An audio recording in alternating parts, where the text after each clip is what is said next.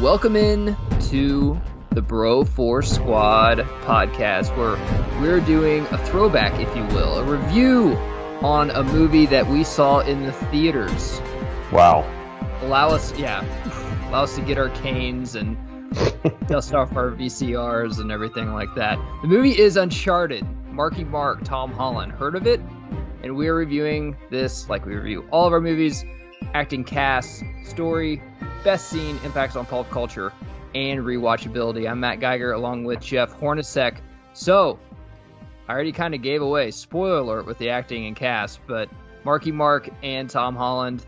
Jeff, talk about them and whoever else stood out to you in this picture. So let's just say off the top, because I don't know if I'll put it in the title of the video, we have to go full spoilers here, right? For this movie? Yeah. Spoilers. Okay. So I'll leave, I guess, the big fish to you. I don't really know if, and I mean this as a compliment, Tom Holland right now is a very safe bet to me. Like, I think him at his worst is still really good. And I think him at his best, like, he's never going to be transcendent, but he is a very charming and capable actor, right? He's like red hot right now. He's like, I'm trying to think. He's like Hansel. Yeah, he's Hansel, but I'm trying to think like box office gold, you know, where like Freddie Prinze Jr. in the mid to late 90s. But he's right? even more than that. Like, I don't want to say Christian Bale, maybe, once he was right out of Batman and he was in, you know, the movie about the American magicians Hustle and all shit that. and like all that. And yeah. maybe like that, but he's more poppy. Like, he definitely gets more on the mainstream than I think Bale, who, you know, likes to lose 80 pounds and then gain 200 of it back for roles. But oh, good for you. Holland's red hot, dude. I would compare him to Leo DiCaprio just because he has that baby face. He looks like he's 14 and he can play these. He could probably play a high school role in like 10 years if he wanted to. Yeah. And I think the nice thing about him and Wahlberg, we've seen Marky Mark, and look, we all know Mark Wahlberg at his best as an Academy Award caliber actor, and we know him at his worst as a guy who shows up for a paycheck. And we'll never knock somebody for taking a role for a paycheck. But if you're going to cash the check, I need you to give effort. I'm looking at you, Transformers: The Last Night.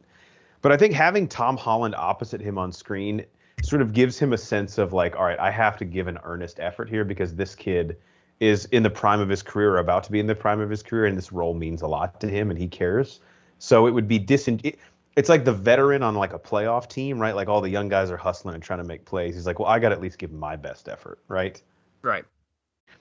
The only person I'll say that I didn't think was great in this was Tati Gabrielle, who played Braddock. And I actually the only other thing I've seen her in is You, season 3, the Netflix series that I know Cycling and I watch.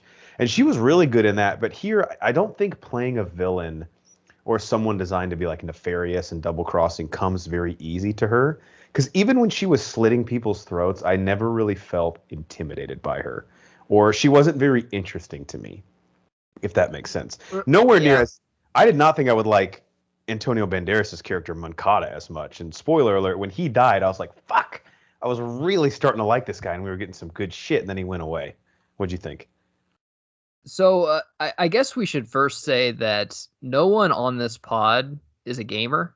None of us has played this game. So yeah, I really haven't. I know about it. Let's take our cast with a little grain of salt because, like you said, when you said you didn't like the character, I'm like, well, I don't know what she's like in the game. Maybe I don't even know if that character was in the game. So maybe she played her really well. I don't fucking know. So I'm just going off of this as almost like an Indiana Jones, like, you know, this is the story. This is the first time we're seeing it, and all these characters are being developed on screen. So I guess I'll just take it from the top. Tom Holland, we already touched on him. Wahlberg, if you don't like him playing Mark Wahlberg, you're not going to like him in this because he's definitely playing Mark Wahlberg. However, I don't know who Sully is. I haven't seen the game, but I don't mind him playing Mark Wahlberg because they're dynamic together. I would have to rival it as, you know, Jack Nicholson and Leo in The Departed, where kind of the old guard meets the new guard, and it's just fun to see them interact. So I really enjoyed their scenes together with, you know, Marky Mark and Tom Holland. Going down the list, Banderas, I love him in everything he's in. And yes, once the going fucking got tough, I was like, okay, I'm ready to see Banderas now. Then he gets his fucking throat slit, and I'm just like, shit. Okay, I know. Well, he finally got like a good monologue, and they took him out of the movie. The one that really stood out for me and I'll tell you why. But is Rudy Panko, and going into this, I knew it was a video game, so I had my guard down a little bit. I'm like, okay, so the acting's probably going to suck, which is weird because you got two of the top bill A-listers, but come on, it's a video game. The writing's probably going to be corny. But him as the older brother Yeah, he was Samuel awesome. to Nathan Drake, and the young Nathan Drake, which I believe his name is Rubius, whatever. But they're acting back and forth. You really felt when his brother left, like he was going to miss his brother and everything. That was really good acting. So that first scene, even though you didn't have Wahlberg or Tom Holland, you had the younger version of Tom Holland. I was like, damn, okay, this is really well written, really well acted, really well directed, and I'm in. I'm like, all right, the first scene's out of the way. It doesn't have to, be the best scene. This guy set a tone, ding, and it did. It was a very well acted scene. And Sophia Taylor Ali, I loved her too. Yeah, she was really good we'll too. get more in the story, but just as there's no honor among thieves, I thought each one of these played that role fucking perfectly, where you almost didn't know who to trust. And I'll get to that kind of later in like best scenes and stuff like that. But I love this cast for a video game. I haven't seen every video game movie, I'll test, but it's one of the best ones I've fucking seen. I wouldn't have thought it was a video game when I left if I wouldn't have heard all about it before. This is a very well acted movie. Yeah, and last thing I'll say, my mom didn't. I saw it with my mom. She didn't know it was a video game movie, and I think they did a really good job of. There's some deep cuts, and I'm sure some Easter eggs in here for the gamers, because I think there's at least 4 or 5 of these games on the PlayStation. But you definitely, it wasn't like such inside baseball that because obviously we haven't played the games, and we still got a kick out of it, right? So it wasn't so much to where like, well, if you don't play the game, there's reference after reference that you're like, what the fuck is that? I don't know what that is, which I thought was smart on their part. The other thing too, I'll say, let's just go to story. And sorry, real quick, I have one cameo that I want to mention that I didn't understand, but I looked it up afterwards. So when Sophia Ali's character and Nathan Drake like fall off the cargo plane and they wash ashore, there's that guy on the beach that makes a comment to him like, yeah, I've fallen out of a plane before. Oh yeah. That felt like something important, and I looked it up, and that guy's name is Nolan North. And he's the person who has voiced Nathan Drake in every Uncharted video game. So I thought that was kind of a cool inclusion in the movie. Well, and apparently in the video game, Nathan Drake is way older, and Sully, the character that Mark Wahlberg plays, is like way older in the video game. So this is supposed to be like a younger version, I guess, when they first met up or whatever. So going into the story, I'll pass it to you. But for me, man, when I left, this is Raiders of the Lost Ark meets Pirates of the Caribbean. Now, I'm not saying it's like as good as those movies, but it was a fun fucking ride. And this screams summer movie to me, even though we got it in February. Obviously, with COVID, everything got kind of fucked up on release dates, but this was a lot of fun. Yeah, and I keep seeing comparisons to like National Treasure, and I get that from like a storytelling perspective, but I felt like this had like an energy to it and sort of like a kinetic pacing where it just felt, I guess, and I like National Treasure a lot, but it felt very like youthful and like there's still a lot of juice left in it to squeeze out. And I can't remember the last time, like some of the set pieces in here, like the action scenes, I was like, that's kind of cool. I don't think I've seen that in a while. And I was like, really, I didn't feel like it was some bullshit CGI fest. Like obviously there is a lot of CGI in this, but I didn't feel bored or like nowadays we're so desensitized to shit. Like if there's like a crazy explosion scene happening, like we can be like snooze, but that cargo plane scene, it's not my best scene, but I thought that was really, really cool the way they shot that. And then even in the trailer. Yeah. And I just thought the whole story had really good pacing. Like I've seen our 22-minute movies that have dragged more than this thing did, and it was just south of 2 hours. And I was with you, man. I was kind of just excited to see who's going to double cross who next. I think it was a great amalgamation, like you said, of like a National Treasure and a Pirates of the Caribbean. And when the story ended, even though I don't know exactly what's going on in terms of like video game comparisons, I'm excited to spend more time with these characters. So if there's a sequel, I'll definitely go see it.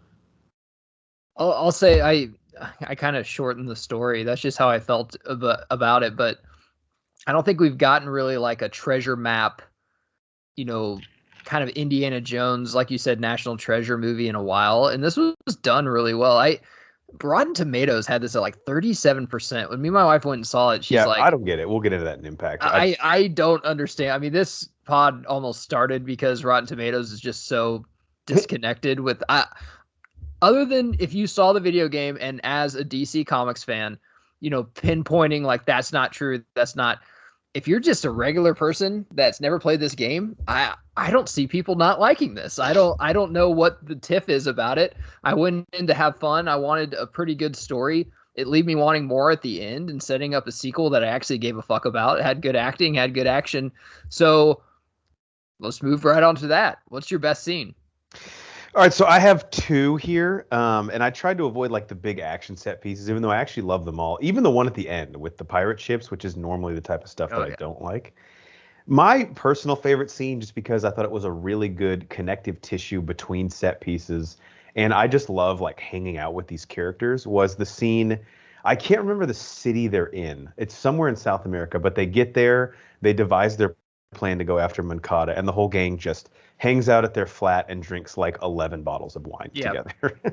That was kind of my favorite scene. And at the whole time, it's like, we all know we're probably going to double cross each other sometime in the next 24 hours. But tonight, we're just going to get shit faced and have some fun together. And that was a really good and I think important moment for the movie to kind of take a breath. And after that, I was like, all right, you can throw the action back in my face now for the next 45 minutes, because now I'm invested in who these people are, in what happens with their relationship. And these are the scenes that in movies like this, they always try to pull it off to some degree, but it doesn't always work. And if it doesn't, then you're left with something that's like Red Notice on Netflix, right? Where it's like, yeah, we get it. It's action, it's big stars, but that alone like isn't enough pieces to the puzzle to actually make me give a shit. And that scene to me was what made this movie like a decent action film with some fun set pieces to, all right, that was one of the better movie experiences I've had in the past year or two. I'll have to say I kind of had two, and they're really just tiny. Like you said, like we don't want to pick the cherry on top. Obviously, the plane scene is badass. The fucking ships was really well directed too. But I'll say when Nathan Drake is trying to figure out, the missing piece, and Sully kind of says, your brother must have known something. And then he figures out the compasses are or the keys are the compass. Right. And then he writes down the coordinates, and it's such great character development because he trusts people. He's in it not for the money, but for the chase and just the exploration, a lot like Indiana Jones. And then when he wakes up, he realizes, the girl he's with stole the coordinates and left, but he put the real coordinates in a bottle. I was like, all right, this is perfect character development. This will lead him into, the second, third, fourth movie, whatever, that he's starting to get like, he's starting to become a thief. He's not the naive young kid anymore, like fool me once, shame on you. Right. And the second one is whenever he gets Sully's phone and he's just like, why do you have so many apps open? Which was funny. My theater laughed. But to me, I was like, all right, that's, some not forced comedy. It works, but whatever. But it actually came around in the third act. And Sully's like, yeah, I never closed any of my apps. And that's the only way he found Nathan Drake to help him get the ships out. So I was like, sometimes, we've all been in, DC movies stick out like crazy, like just a forced joke shoved down your throat. Like, hey, this is for everyone. We're having fun here. But to actually have that joke come in the third act, and the only reason, because obviously Sully just can't show up. This movie is, damn near Ocean's 11, where everything makes sense. They're, they got the rabbits just following the pieces of carrot on the floor. So to have that joke come around in the third act, I thought it was very clever and really well written. I was like, okay. I'm like, that joke not only was not forced in there, it made sense and completed the whole movie for me. I will say this, if we're talking like batting average, right? So like for comedy, I think you have to look at when I say batting average, I mean like how many jokes does the movie attempt versus how many hit? And I think this movie was hitting probably like 750. Like it didn't go for a ton of laughs, but when it did, they worked for me. Yeah, they worked. Yeah. Always makes it more palatable as a fan. Like if they're trying joke a minute and you hit with a few, when you leave the movie, you're like, dude, that movie was really fucking desperate to get a laugh. This movie didn't feel like it was like on its hands and knees begging for me to laugh at it. But the jokes that it did go for worked, I felt like. I thought Wahlberg and Holland's dynamic. Some people I was reading reviews and they're like, their dynamic just doesn't work. They have no chemistry. And I'm just like, I don't know what people mean by chemistry sometimes. I mean, they're not Batman and Robin. They just fucking met each other. Like, I don't know what you mean by that. And sometimes it's written by people that never acted or anything. Not that Right. I've acted, And but I think their characters are not supposed to be best friends. Like, if you right. mean, that's kind of the point, right? So if they're almost like two magnets, right? You try to press them together and they sort of resist one another. Like, that's supposed to be their dynamic. They don't trust each other, and Nathan Drake knows the way that Sully approaches him, like he has an ulterior motive, but he's so desperate to reconnect with his brother that he goes with them. So if they were just like buddy and like Starsky and Hutch from the get-go, I'd be like, this is a little weird. Like, that's against all of their characters' instincts, I feel like. All right. So impacts on pulp culture. I'll take this one first because I'll probably talk about. You're not going to talk about this, but Wahlberg, we give him shit and rightfully so for just picking like just money roles. Like obviously you said Transformers at the beginning of the pod, but I want to go back. By the way, a back few on. episodes we played the Mark Wahlberg box office game, and again, all the ones that he took paycheck roles for, are the ones at the top. You know, Yeah, and he obviously just kind of cruised through it, and rightfully so. I would do it too. But I want to say one thing about him, pat him on the back. When he finds a project that he is interested in, he sticks with it, man. And he's a disciplined guy. I mean, you can see fucking, I think he's still a single digit handicap. He's in fantastic shape and he's 50. But I'll say The Fighter and this one. So The Fighter, obviously, I think was like a 10-year project for him to get something off the ground, which helped Christian Bale win a fucking Oscar for. It was a fantabulous movie. This was actually, I think, first being developed in 2005, I read, and he was playing Tom Holland's role. He was like Nathan Drake. Yeah, because Drake, and he I stuck believe with in the this video and games, believed in it so much. And then he finally found his Nathan Drake. He's like, fuck it, I'll be Sully. And that is really cool to hear from Hollywood, where it's so weird how we seem, Jeff, that some of these just stupid ass like Clifford the Big Red Dog. I mean, I like Sonic, but sure, let's give Sonic a movie because everyone's seeing it's like 30 fucking 5. But on these, I don't get why these original ideas. I know this is a video game, but I haven't seen a movie like this in a really long time. It's not a fucking remake. It's really good, really well acted. Why does this take so fucking long to get greenlit in Hollywood? Yeah, it's a little bizarre. And I know this is a debate we've beat to death, but it does bear mentioning again. So I'm going to read off a list. I put together what I think are the 5 best video game adaptation movies of all time. And 2 things that jump out about this list. Number 1, how recent all these films are, meaning that this is a cookie that's been really hard for Hollywood to crack forever for some reason. And number 2, none of these are really that good. No. So that's again, like a testament to, dude, video game movies fucking suck for the most part. So I'm going to read out a movie, Matt, and you tell me whether you think Uncharted is better than this film. And I have 5 of these. We'll start with any Resident Evil movie. I mean, yes. I haven't played any of these games either. I'm not a gamer, but keep going. You played this next game, Sonic the Hedgehog. Yeah, it's better than Sonic the Hedgehog movie. Okay. Rampage with The Rock. Yes. The 2021 Mortal Kombat. This is the one that was tough for me. I mean, yeah, dude, I will rewatch this movie. This movie's fun. I mean, it's like a second cousin to Raiders of the Lost Ark. There's no way it's as good as Raiders of the Lost Ark, but if I'm in that type of mood, or a Pirates of the Caribbean where I just want a fun action movie, I mean, this is gonna be in the mix to watch. Might not be the first one I pick. I'll say it's like it beats the 2021 Mortal Kombat by a nose for me. I will say a lot of people will probably say The Witcher, even though that's not a movie. Well, that's a series, but yeah, I agree. But that was really well done. Once again, I didn't play the game, and anytime elves are involved, I usually kind of, tag out. But I watched a couple episodes. It was good. Cavill's good in it. Yeah, I think that's very pleasing to the fans of that game. And the last one I had, and this is a kind of a tough one too, either of the Tomb Raiders, so the Alicia Vikander or the original Angelina Jolie one. Do you think the original Angelina Jolie one for its time was good? And it's kind of similar to this in terms of like the journey Lara Croft goes on. So at worst, this is the 3rd best video game adaptation of any ever made. And I'll say this is the one that I think has the best franchise potential.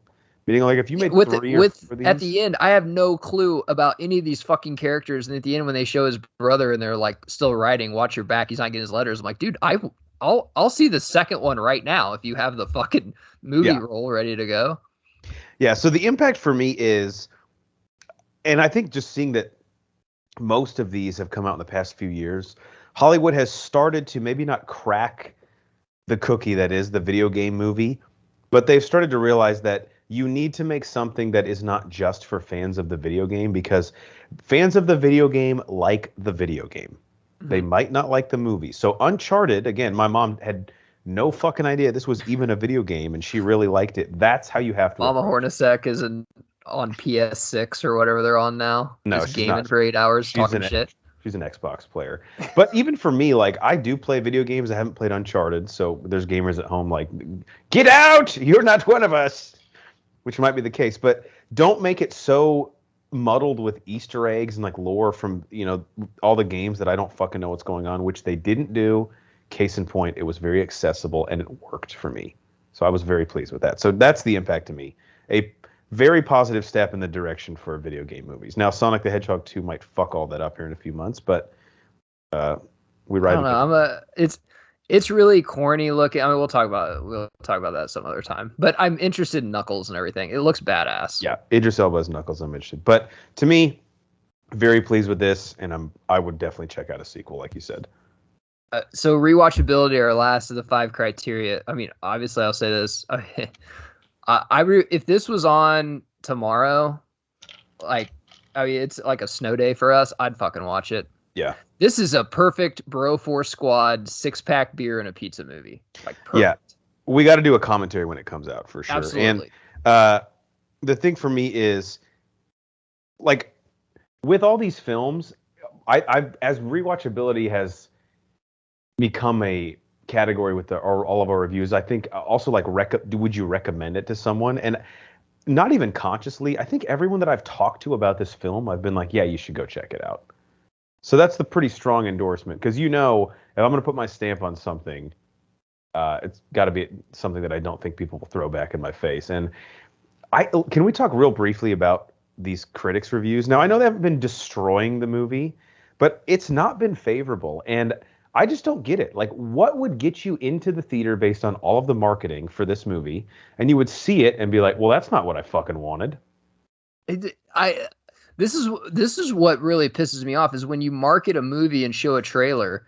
So what started this podcast, the Suicide Squad, is a dark fucking, DC movie, and then you just pop the fuck out of it and Josh Whedon the shit out of it. That's what pisses people off. When I walked into this movie, other than what the reviews, I was thinking, why is it bad? I was like, I have a picture in my head of what this is. It's exactly what I thought it was, except for it actually had a little better acting and a better story that I'd like to see a sequel on. So I was actually surprised. It overdid my expectations, but walking in, I actually thought, this would be like an 8 out of 10 movie with, what they were pitching me and stuff. And it was just a fucking looking for lost treasure. It had a Magellan, like an actual, a realistic character in history. And it was fucking awesome. It's just like National Treasure. And again, I haven't combed through every Rotten Tomatoes review, nor will I. So take this for what I have to say. But if the people, and this is a whole group of people that Matt, you and I have just never gotten along with, and we won't ever. So fuck you if you're one of them. And if you're not, let's get a beer together. But if you watch this movie and you say to yourself, oh, well, that fact about Magellan and his crew is not true, then don't fucking leave your house. Okay. Do not leave your house. You won't be able to enjoy anything if you come into this movie looking for stuff like that. Like, so if that is the complaint of a lot of these critics reviewing the movie, then fucking have a drink, enjoy fucking Uncharted, and shut the fuck up. Yeah, and I'll say this just to close, man. Is like, I was really surprised with the critic review, especially where this movie's only in theaters, I believe. You can't get it in streaming anywhere. And this is a movie that brings you to the theaters. I mean, it's a movie that you can see with your boys. It's a movie that you see with your girlfriend. It's a movie that you could see with a 7-year-old kid.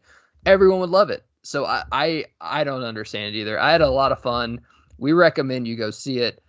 Theaters need our support now more than ever, and they're coming in hot with. I mean, these movies. The Batman's coming. Morbius is coming. DC's coming with a lot of shit this year. Hopefully, a lot of it's good. So go to your local theater and support it. But this is a really fun movie, in my opinion. I agree. All right, so we've been the Bro Force Squad. That is our review on Uncharted. check out all our content at bro4squad.com, or you can get us on YouTube, subscribe. We're on Letterboxd, we're on iTunes, we're on Twitter. Follow us on there. And other than that, we will see you probably for the Batman review.